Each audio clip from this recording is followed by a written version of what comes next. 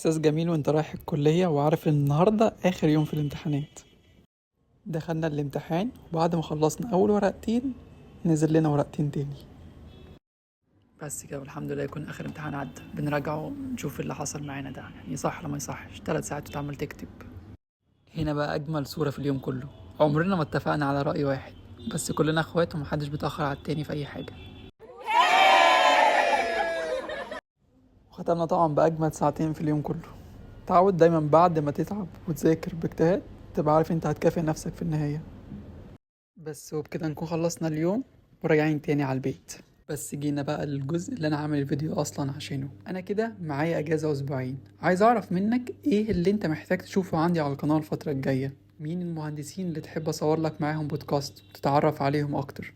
ايه المجالات اللي انت حابب تتعرف عليها اكتر؟ ايه الاسئلة اللي في دماغك؟ انا من اكتر الناس اللي بتحب الافكار الكرياتيف. قولي على فكرتك وان شاء الله هقدر اساعدك.